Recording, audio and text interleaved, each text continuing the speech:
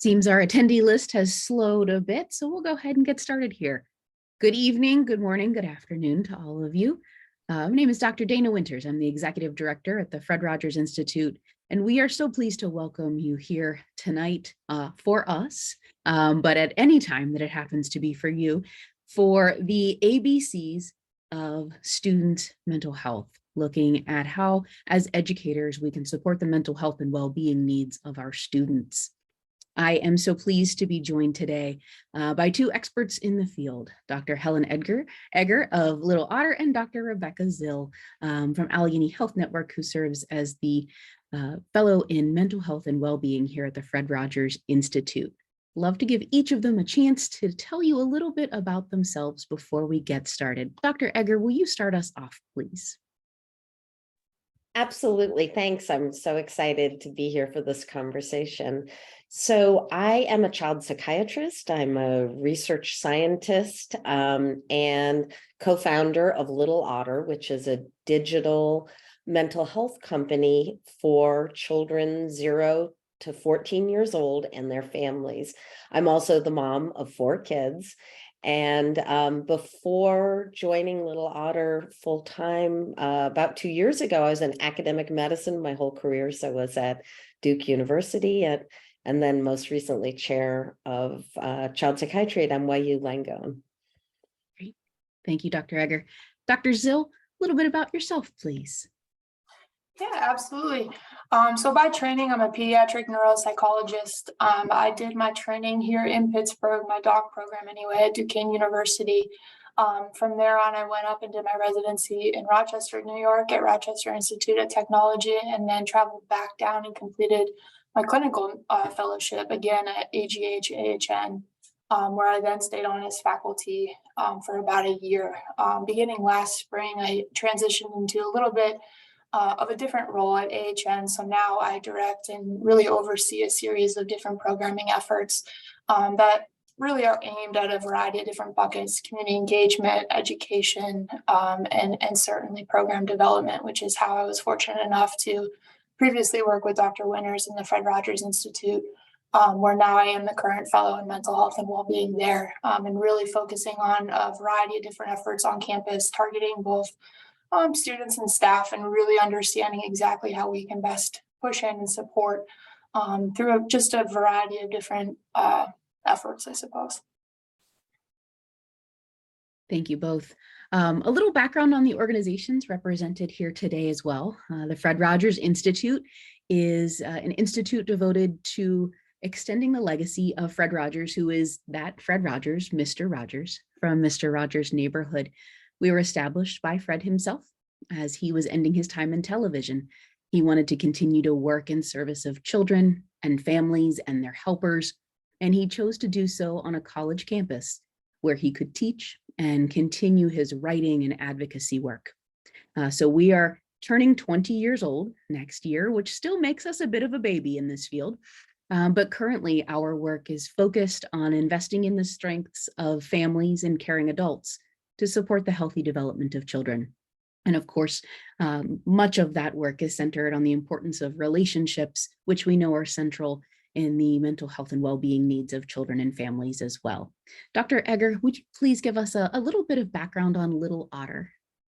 Yeah, absolutely. So Little Otter is really coming out of my 30 years of experience as a clinician and a researcher, and recognizing that, you know, every child and every family deserves access to mental health care that's high quality, that's accessible, but also that is really grounded, as you said, about your institution. It's grounded in the family. We know that children's mental health is intimately connected to the mental health of parents, of siblings, of the whole family.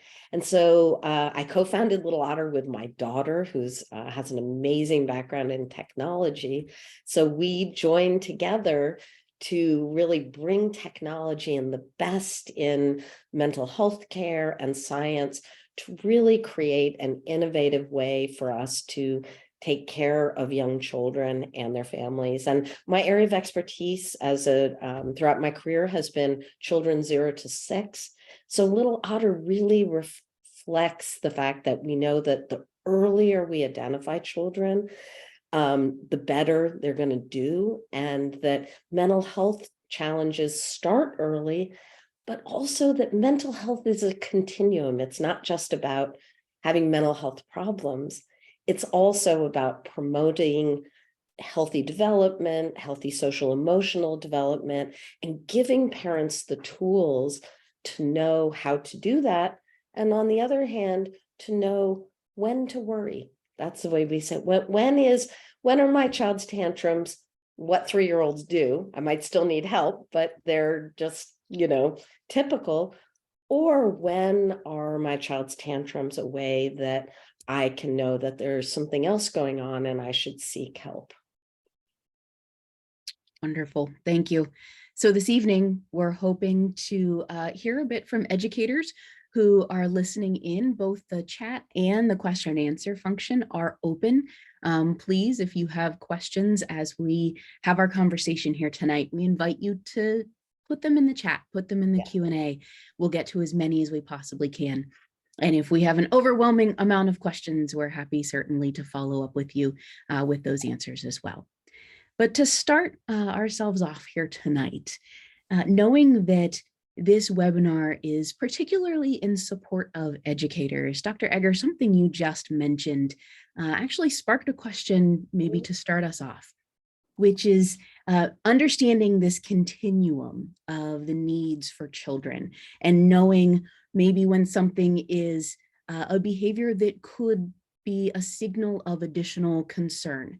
Do you have, and we'll start with you, Dr. Egger, some suggestions for educators to be able to identify what might be, knowing across ages, this can be very different, but what might be some of the signs that maybe a deeper conversation might be necessary, or this could be a behavior of concern?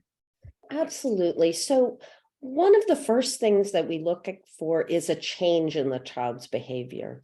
So that may be a change in the child's mood, in their irritability. One thing is so important to remember is that all behavior is communication.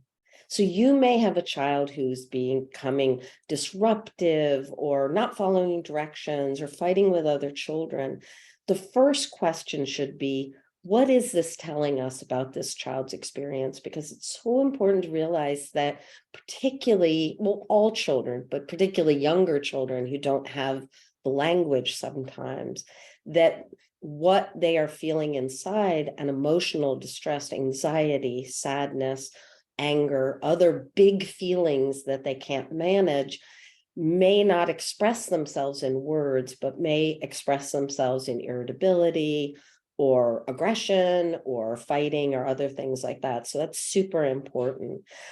I think the other thing is changes in how the child is doing. Is the child becoming withdrawn? Are they not participating in recess? Was the child performing well in a subject and then is having difficulties? Are they kind of spacing out in class and not attending? These are things that you can look for, but that kind of presumes that you know the child already, right? And you've had enough of a relationship. So one thing I feel very strongly about is the importance of screening children, because we do have ways to screen. And at Little Otter, I've created something called the Child and Family Mental Health Checkup, because our idea is we do checkups for height and weight to check in. Why don't we do that for mental health? And so that is something we feel like we're giving to the community, is to say, hey, here's a way. It's questions about child mental health, about parent mental health, about family mental health, and it's separate sections for infants and toddlers and preschoolers and school age kids. But after you complete it, you immediately get a report that interprets it and says, this is what it means. This is what I can do. So I think it's both knowing children, knowing the signs, but also realizing that we actually have really pretty accessible tools if you're concerned about a child to be able to answer that question. Thank you. Dr. Zill, knowing your work with maybe some slightly older populations of students and children and adolescents in particular, same question to you. What are some of the things we can look for as educators that could be maybe warning signals or signs that of concern? Sure. So I think, going off of what Dr. Egger said, certainly I think some of those same signs can apply to older children, adolescents, and even young adults in some capacity. But I think too, there's more of there can be more of a broad spectrum of warning signs as children grow and develop and, are more able to have a conversation, have more of that abstract thought and communicate some of those different experiences that they might be having as compared to maybe a 4 or 5-year-old who, isn't quite sure exactly what that feeling is that they're having inside. So things, if we're talking about trauma, we can think about sleep, certainly. And one big area that we see there is the occurrence of nightmares or night terrors, having conversations about that. But certainly we can see a lot of irritability, decreased concentration, difficulty with more of those executive planning and executive functioning types of pieces, such as planning, or organization, or just, trying to stay on task. So I think the important thing here is to understand that there can really be a broad spectrum of different warning signs depending upon what the experience is or what the concern and kind of what bucket that can fall into.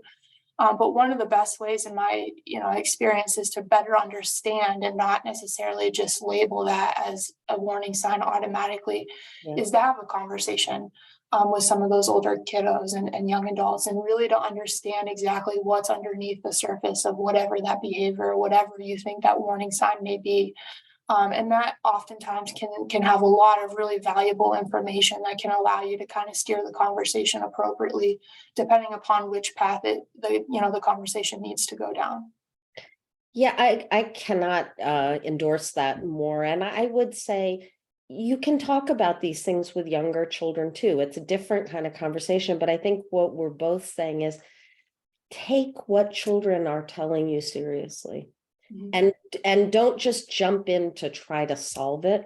Like, I'm feeling sad. Oh, no, you're not. Or come, let's do this to cheer you up. Create space to acknowledge, to accept, to be curious, to be open to listening. And that, I think, in and of itself, you'll learn a lot, but that's so important, that connection for that child of being heard, goes a really long way.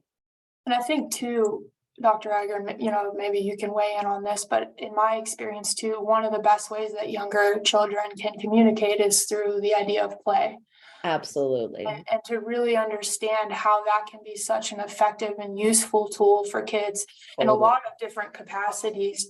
But if you're really maybe struggling to kind of understand or really be aware of, is this a warning sign or is this something else?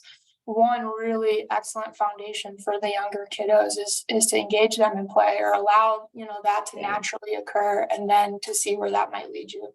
Well, I'm smiling because I'm just thinking of Mr. Rogers and Daniel Tiger and how it can be easier to talk with a stuffed animal or a doll, or rather than just sort of sit down and have a conversation. That can be a way to really express and share in a much safer and developmentally appropriate way. Fred always said that the distance between a child and a puppet was so much shorter than the distance between a child and him as an adult. Yeah.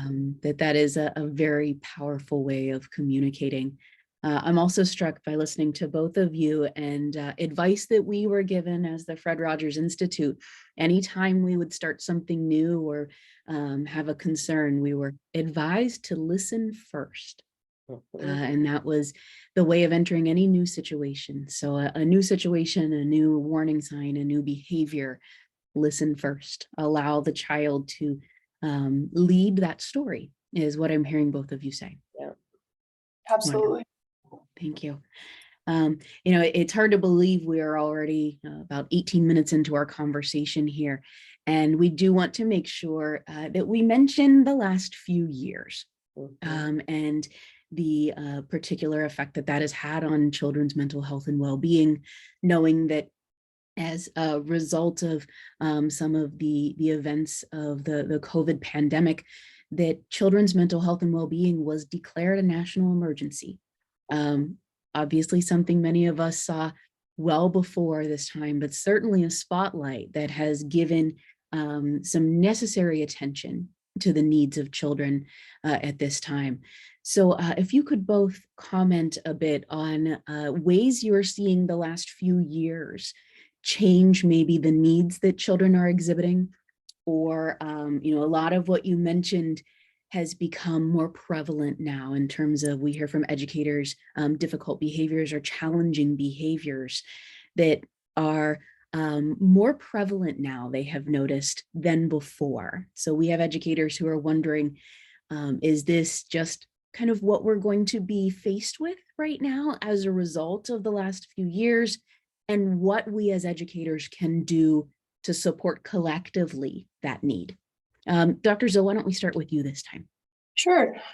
So I think that's a really good point, Dr. Winters, is that, we understand that this has been declared a national emergency, but I think what might be even more important is to even go back before COVID and to understand that this isn't a new issue with this age group or these age groups since COVID happened. This was just as big of an area of concern or difficulty even prior to COVID, which then has just now been exacerbated throughout all the different difficulties that we've had over the past few years.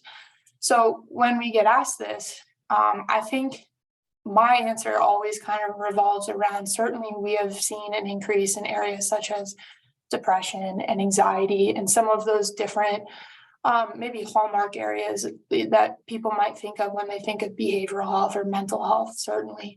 But I like to certainly acknowledge the difficulties and area of concerns, but then more so spend time on, okay, well, what can we do to maybe help or assist those kiddos, right? If we know that the concern is out there and it isn't necessarily a new difficulty, what are we doing about it? And I think one of the biggest things that I like to talk about is this idea of a mental health continuum, right?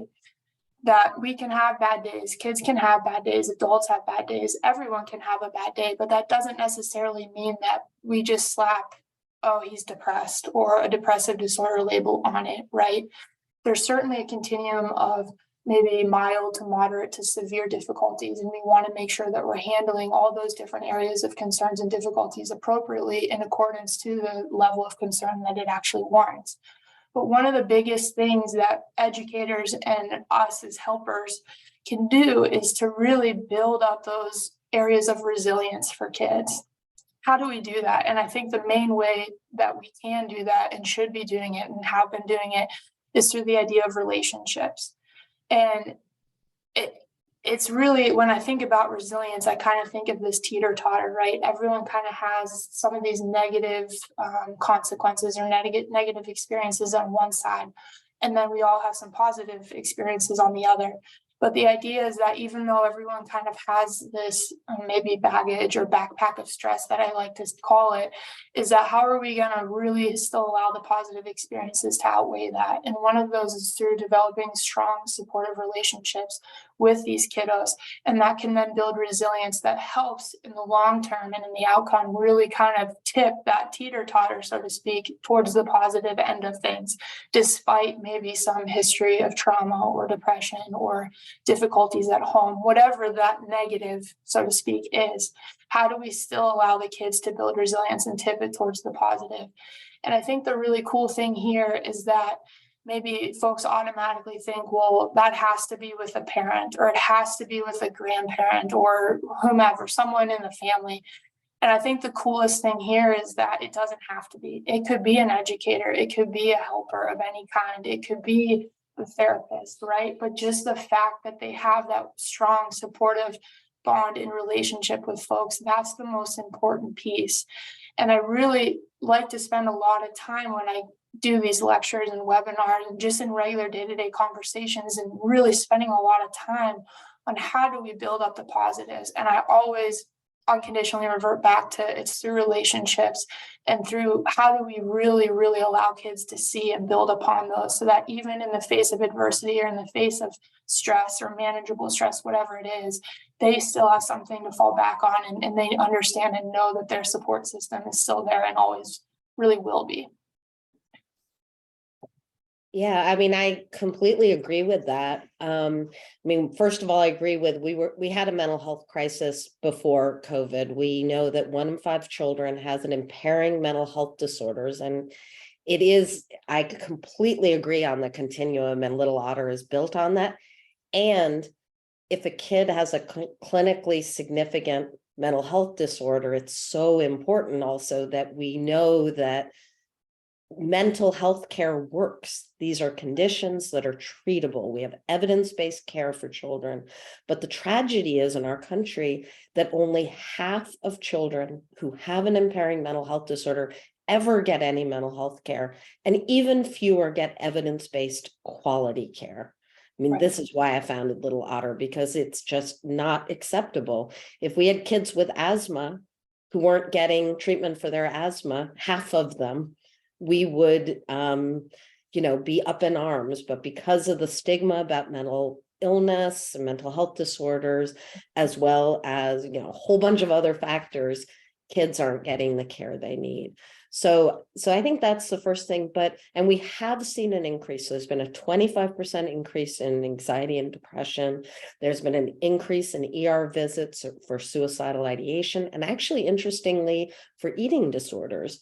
Also, which really, and I think what you're saying about resilience is so important, though, because we've all been through a collective trauma that frankly isn't over yet, right? So this is a situation where there's something that's affected all of us, and then some people will have been affected even more, particularly those kids who had either adversity or had mental health challenges before.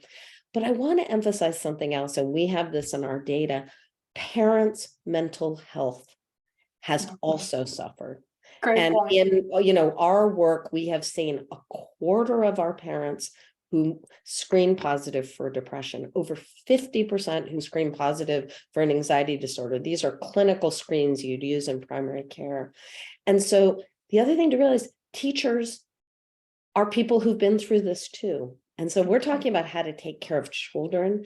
But I think one of the most important things when we think about this crisis and the schools is realizing that teachers and educators themselves are facing these challenges personally in their own children and their community, and then are there to be the helpers in their job of families. And so I know we'll talk about this more, but whenever we talk about the child mental health crisis, I think we have to talk about the adult mental health crisis, and particularly parents, I think, who were just, it's just been a nightmare for families, I think, in terms of childcare and job loss and food insecurity and economic insecurity and deaths in the family and illness and just so many things. And, I want us to be investing in supporting parents and supporting teachers in their mental health so that they can support the mental health of kids.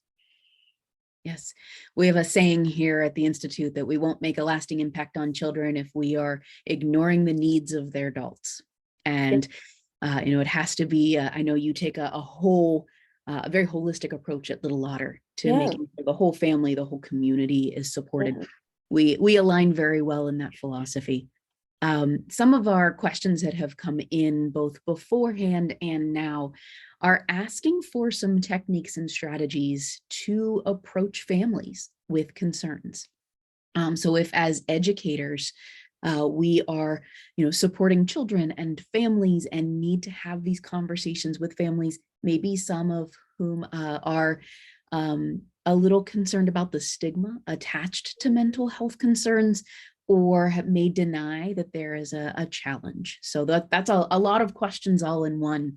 But some maybe starting strategy, starting phrases, starting words to be able to engage families in conversations, particularly about their children, but maybe even more broadly.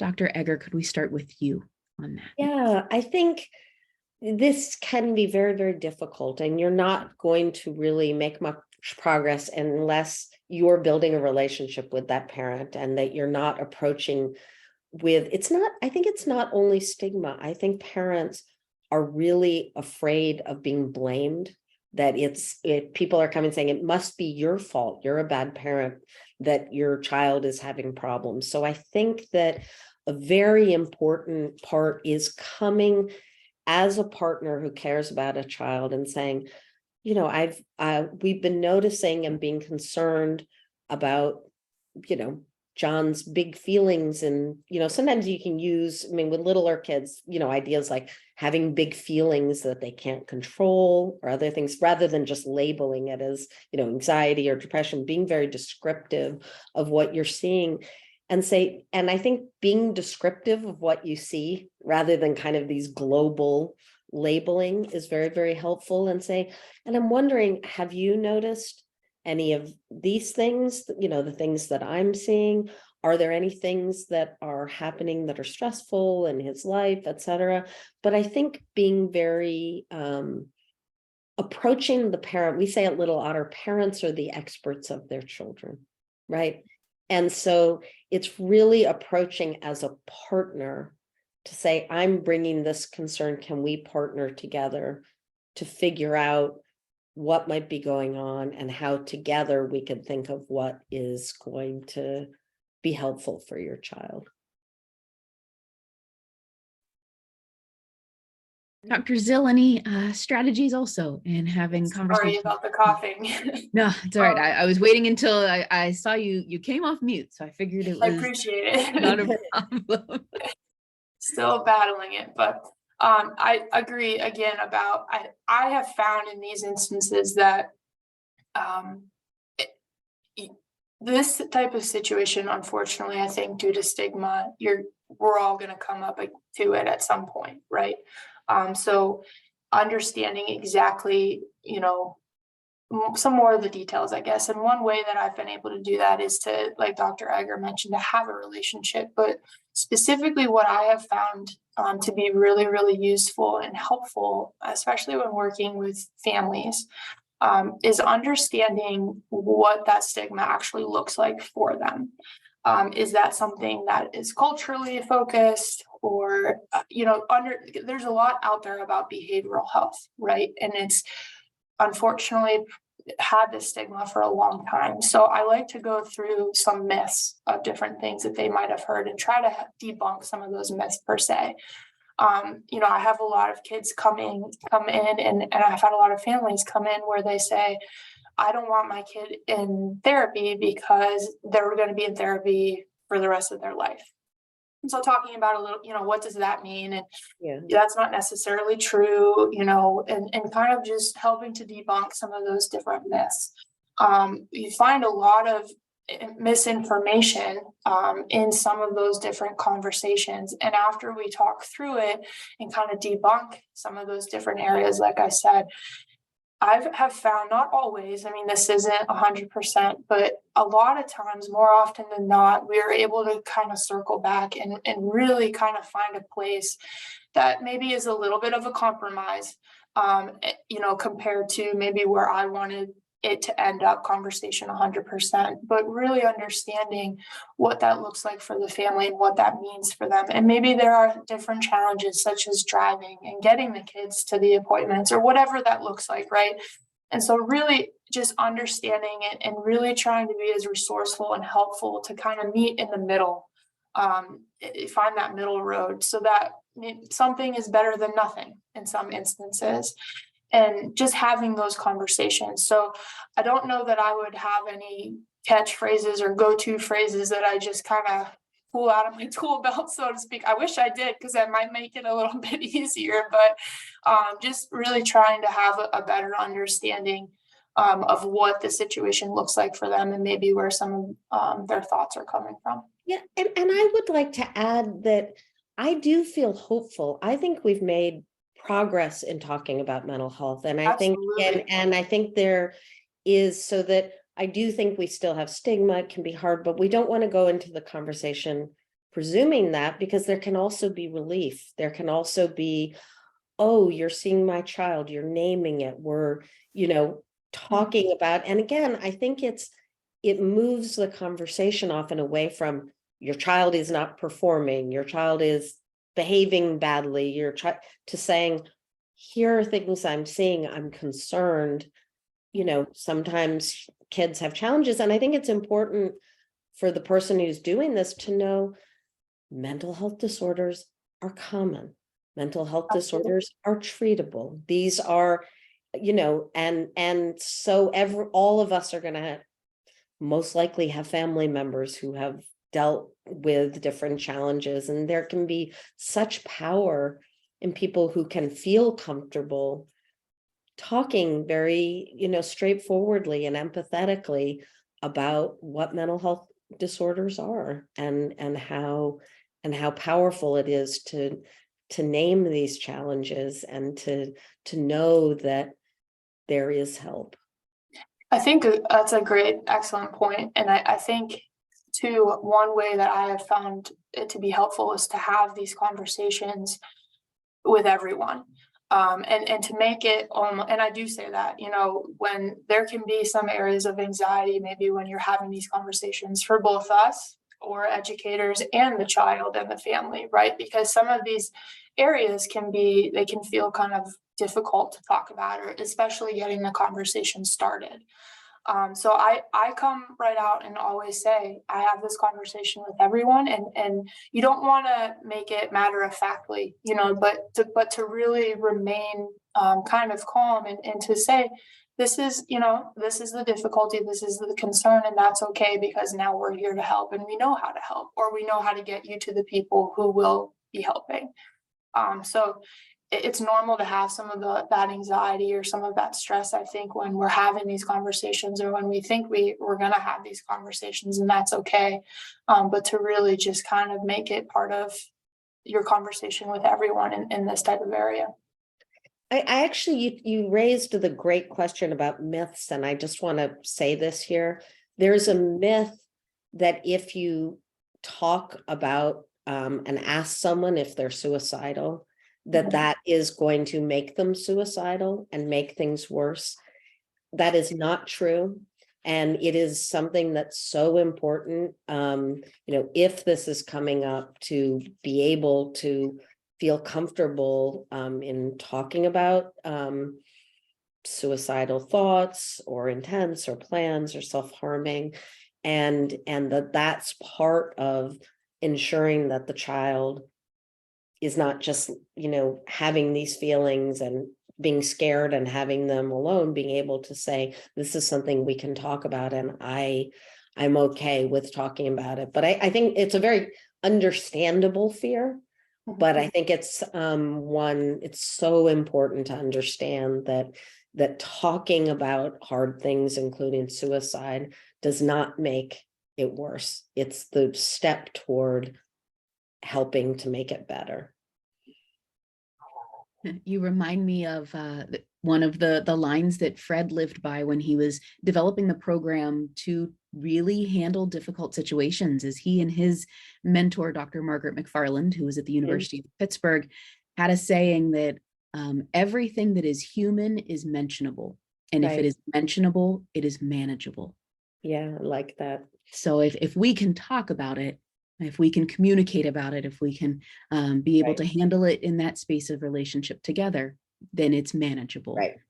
And in terms of having the conversation with everyone, it reminds me of how, there's no special time for these conversations. It becomes a part of what we do as educators, that's a part of our classrooms, a part of our learning spaces.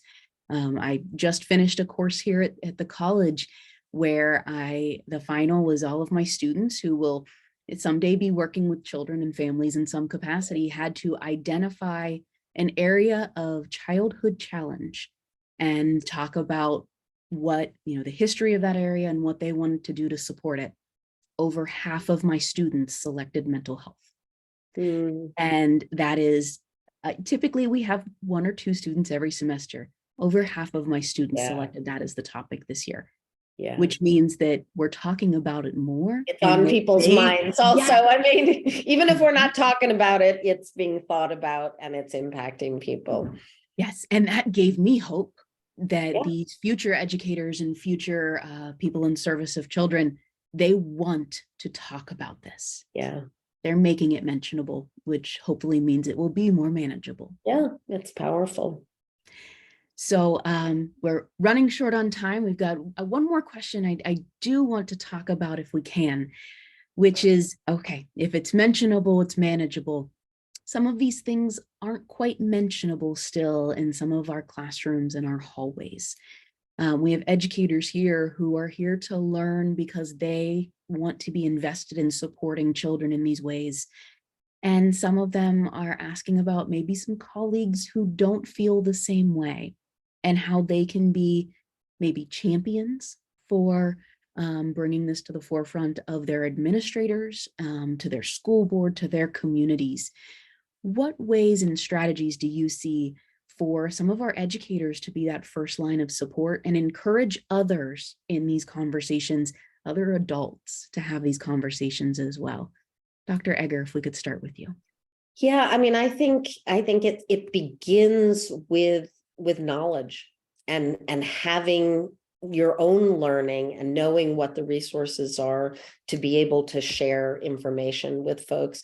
There are a lot of really great resources on the web in terms of advocacy for children. I mean, we have a ton of great resources on Little Otter, and I would encourage people to go there to learn things, but also the American Academy of Pediatrics, the American Academy of Child and Adolescent Psychiatry. There's great resources about how to talk about mental health challenges, and about information. And I think that, to me, it's every time we enter into these conversations with knowledge and saying, oh, I understand that, it's interesting. There's stigma about mental health, and there are a lot of myths about it, as you were just saying, gives you sort of these talking points to be able to talk with educators. But I don't think it's just a one-on-one thing. I really think it has to come from the top, and that it has to be part of ongoing educators training, professional development. It has to be a commitment in the school or the district, because we have power as individuals to speak and to share and to hopefully change people's minds. But it really is an institutional question also, and it needs to come from the top, that mental health matters, that mental health, just like the physical health of the children in our schools, is just as important, and that we have an obligation to care for the mental health of our children and to recognize when they're facing challenges and need help. Because there isn't a question about whether children, starting at the age of 3, the rate of impairing mental health disorders in children 3 to 6 years old is the same as at older ages. Mental health disorders are common, they're impairing, and treatment is available that works. And so I really think that it has to come from the top, and it has to be part of an entire educational system, not just up to one teacher or the other.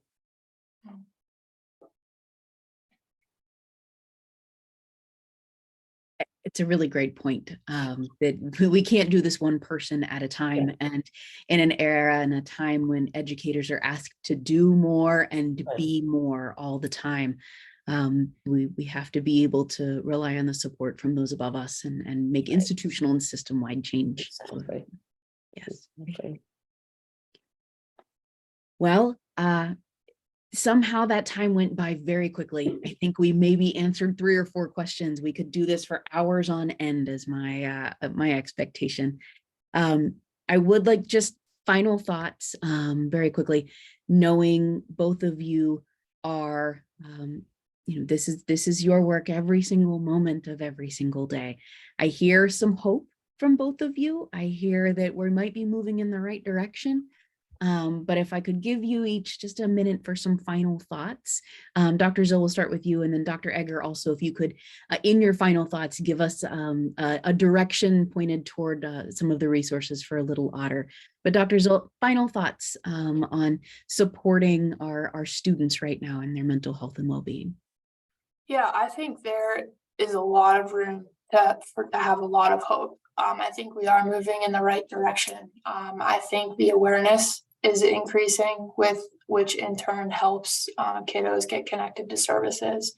I think the one thing that I always say is, along with hope and moving in the positive direction, is that we just need to continue to be good humans, be good humans to these kiddos, and really help to facilitate positive relationships and be kind and do all the things that educators so naturally do on a daily basis that maybe they don't even recognize that they're doing, or that this is something that can be helpful. It's just inherent to who they are as professionals and the people. But the other thing that I want to just put out there is that having the conversations can sometimes be scary, but having them is so powerful and helpful for these kids and families. But understanding that if it's hard for you to have the conversation, or maybe you have this information and you don't know what to do with it, understanding who do you turn to then, so that you're not necessarily the gatekeeper for whatever that information is or looks like, or whatever the consequences might be or are for that type of information. So who do you then turn to? You can observe kiddos and their behaviors, and you can recognize the early warning signs, but what do you do with that information? So understanding in your system, whether that be a school or a library or a professional organization, whatever it is, understanding what that chain of command looks like and is, so that you can do your part just as you do every day to help these kiddos and really get them to where they need to be, whether that's just a smile or a hug, or maybe it is for more intensive services. Whatever it is, we can keep doing that. And I think the important message that I wanted to portray to you all today is keep doing all of the amazing and powerful work that you already do on a daily basis, because it is so meaningful and impactful, and you might not know it, but it really, really makes a big difference in kids' lives. Yeah, I completely agree with that. And it's reflected in one of our messages. And I think what you're saying is absolutely true. We're talking about how educators and teachers can recognize warning signs, know when they need to bring in the school psychologist or talk to the parents or refer the child for mental health care. It is not the job of a teacher to be a mental health care provider. And that, I think, is really important. There are, professional people who are trained to take care of mental health care. And so I feel like teachers are taking on so many different roles. We're not saying you're responsible for solving the mental health problems of the children in your class. But I think it's also recognizing the importance of social emotional development and resilience, but also that our kids missed out on a lot of social activities and development and growing. And so that to recognize that teachers are dealing with kids who have missed out on a lot of the skills that they needed. So, I think that the last thing I would say is we have to focus on the mental health of our educators. The burnout and the stress that at least I'm hearing of so many educators are experiencing right now is just massive. And so that to recognize, to help other people, we have to start by making sure that we're taking care of ourselves. So I would just emphasize that really focusing on your own mental health needs, your own mental health care, just like when you're a parent, but for a teacher as well, that may be one of the best ways that you're going to be able to take care of the children who you are working with. And then lastly, I'd love to share about how to connect with Little Otter. Our website is www.littleotterhealth, all one word.com. And you can also find us on Instagram and at Little Otter Health. And we love to engage with you, share our information, and just welcome you to be part of the Little Otter family.